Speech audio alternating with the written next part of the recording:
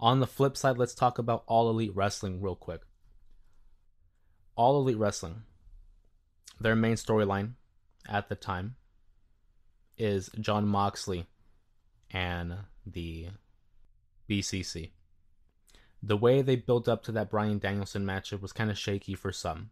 We didn't really get a lot of answers, and it was kind of shotgun in a way. I feel like it was kind of, I don't know what I want to say. Not forced, but I feel like we zoomed past it. John Moxley voiced his displeasure with All Elite Wrestling. He says, we're not where we used to be. You have people celebrating, dancing, and just overly happy for what? He says, we lost sight of who we are. He hates what AEW has become. He's finding himself as the de facto leader of AEW. He needs to see other people step up. So what he did to Bryan Danielson, he used him as an example that nobody is safe. If that is someone he considered a friend, a mentor, and he was willing to do what he did to him, no one is safe. And I think it's a good way to kind of reset All Elite Wrestling, because they've been in a rut as of late when it comes to creative. Now match quality, no, but in terms of storyline, in terms of the fan attendance and the viewership, a little shaky for them. But I'm hoping they use this as a wave of momentum to catapult them into a better place, because now you have a compelling story that involves many different players. We've seen guys like Danny Garcia and Private Party step up. We've seen the hints of Orange Cassidy involved. Darby Allin, of course, I think will fulfill that role of Sting when Sting was going against the NWO. This, I think, is a way to try to elevate and force the OGs of AEW to step up. All the guys I just named have been with AEW since day one. This is their way of stepping up. It's a plan by design. I think Moxley ultimately wants to create more competition within AEW.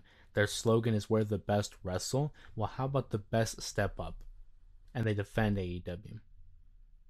I'm a fan of it. I know there's a lot of people out there who weren't a fan of how the pay-per-view had concluded, but it's all a means to leading into the next story, leading into the next show. How am I going to maintain the level of interest of the audience? How am I going to encourage them and entice them to come back? And that ending of that pay-per-view did that for me. It made me want to come back and see what was going to happen on Dynamite and how we're going to move forward, how we're building towards full gear. The only question I have here is because we now introduced the Elite into the fold this past week on Dynamite. We saw how the Elites, the Young Bucks, and Okada reacted to the BCC, and it was an interesting contrast of heels because the Elite are kind of portrayed as these like cartoony heels, these villains who we can't really take too serious. Obviously, they're annoying and we don't like them. But when you put them up against the menacing and demented actions of the BCC, you can clearly see which one is a bigger threat to AEW. And that's why when they talked to them, I think it was a Private Party and Danny Garcia who had confronted the Elite and saying like, don't you want to do something? This is your company. And I feel like regardless of which end of the spectrum they fall on, the Young Bucks and the Elite should be invested in this from a kayfabe standpoint. Because if I'm the Young Bucks, why wouldn't they be involved? If I'm the Young Bucks and I'm looking at it from a heel standpoint, the BCC wants to take over AEW. They want to set an example. They want to reset AEW. The Young Bucks should be invested, right? Because if I'm the Young Bucks, you want to reset it while we're on top? No, that doesn't fly by me. This is our company. It is in our vision. We created this company. You're not taking it down. Versus, okay, you want to take over this company. Well, what if we work together? We don't like these guys either.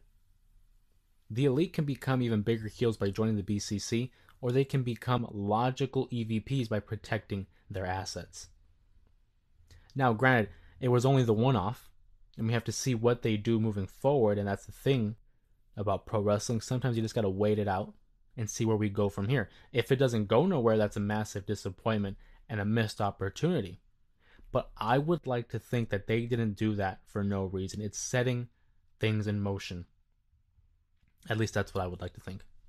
But I do think that they should be involved. You saw how it's kind of lit a fire under guys like the Dark Order and guys like Top Flight, who both had matches this past weekend against the BCC, one on Collision, one on Battle of the Belts, but the BCC would go on to defeat both of them, so that kind of eliminates them from the equation.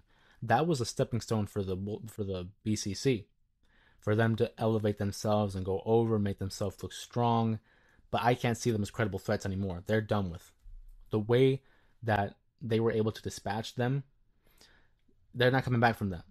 You would have to do some serious character rehabilitation for them. The Dark Order, who has, quite frankly, been irrelevant for the longest, ever since Hangman Adam Page had won the AEW World Championship, and that was back in the fall of 2021. What has the Dark Order done as of note? They took over the Young Bucks BTE YouTube page. Who, and I mean, like, you have to be a real one to keep up with that. Other than that, what have the Dark Order done? Top Flight, they're fine.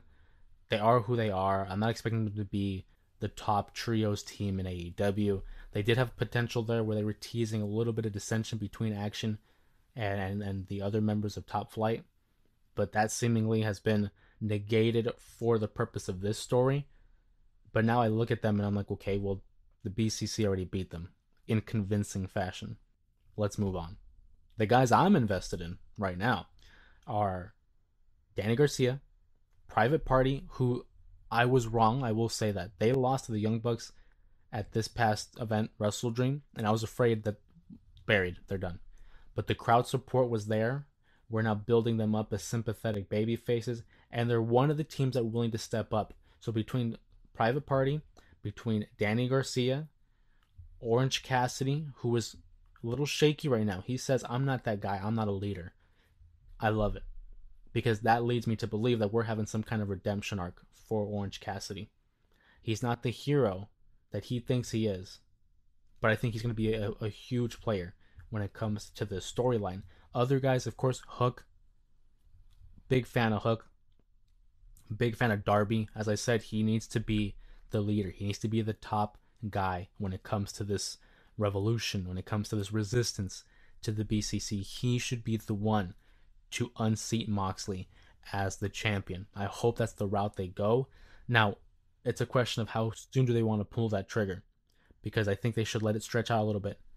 Let us really hate Moxley. Let us really hate the BCC and yearn for that victory the way we had to yearn for Hangman Adam Page to win that title. They could have gave it to us at Grand Slam. They could have gave it to us at Double or Nothing. They could have gave it to us a little earlier, but they waited until the fall. Full Gear. Now, I'm not saying Full Gear is the event where you do it, because that's just the next one. But maybe you do it at World's End. Maybe World's End. Maybe Revolution. Revolution, I think, might be pushing it, but it would mark a year since Sting had retired and Darby Allin had to go solo. Don't know.